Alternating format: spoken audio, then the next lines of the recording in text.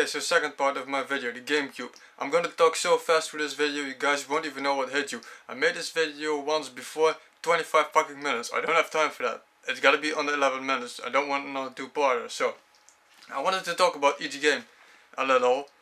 It's gonna be a very little. So I'm gonna start off right away. Freeloader. I ain't gonna tell you how the freeloader works. Import games. Besides about 1 and 2. No difference, same game, only 2 has 2 extra characters, 1 was better. California import, I ain't gonna talk about that yet. Shaman King, Soul Fight, basically it's a rock scissors paper game, it gets won pretty easy. Naruto Ninja Taisen 3, I don't have 4 yet, I still have to buy it. This is my favorite fighting game with my 2 older brothers. I'm always either Hinata or Gaara. See, that was already too much talk. Okay. King Kong. Holy shit, this game was bad. It's way too linear. You have no freedom whatsoever. It might look good, that doesn't save the game. Summoner. I can't play this because it's in French. I can play it because it's in French, but the voice acting is so horrible. I have never seen a game with such bad acting before. Universal Studios. If you like mini games, buy it for $1.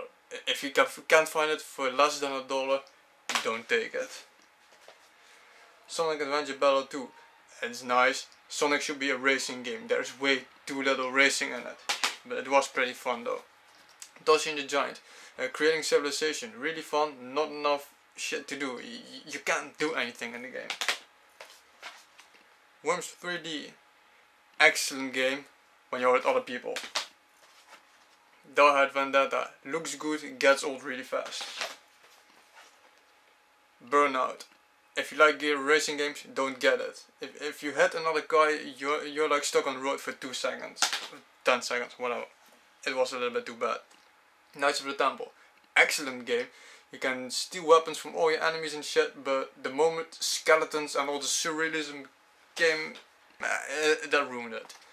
Prince of Persia, Sandstorm, nothing to say. Excellent game. Geist, excellent game as well. It looks beautiful, and the fact that you can take over control of computers and animals, it was a brilliant idea. Turok, I love it because it's not really that violent. It's like James Bond and Dinosaur Age, you know. It's more like sniping and shit. Second Sight, one of my favorite GameCube covers. I loved it. The story was amazing, it looked great, and you had a lot of freedom of action. Rain of Fire. It looked great, the fact that you could choose between dragons and humans, it was excellent, but it was either too short or something else which I can't remember. But it was good.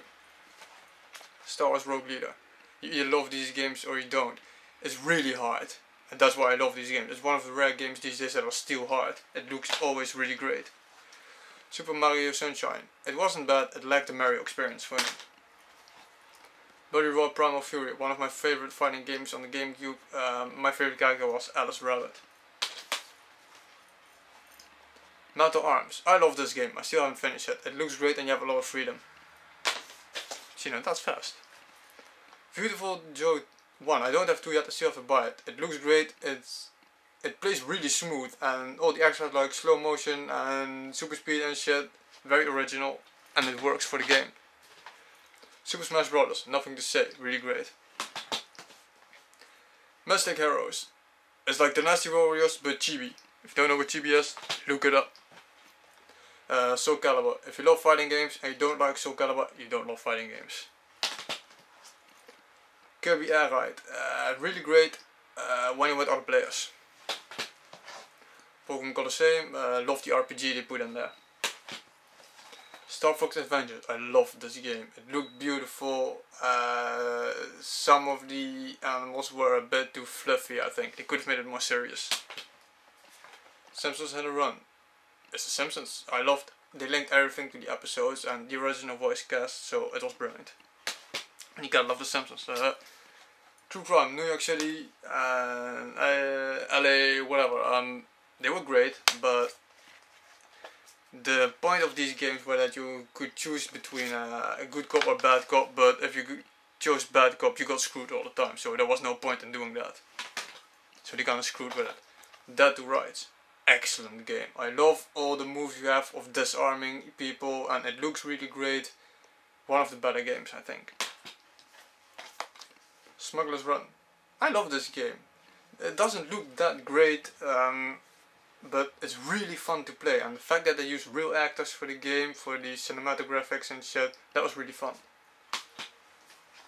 It was very challenging. Robo Attack. Very difficult. If you love the anime, you should really take it. You don't have a lot of freedom, but it has real atmosphere in it. 5 minutes 40, I'm gonna make it this time. Fire Emblem Path of Radiance. If you like tactic games, get this. It looks great and there's a lot of story in there too. Harvest Moon, A Wonderful Life. God, this is the longest fucking game I have ever played in my life. My kid is getting older than me.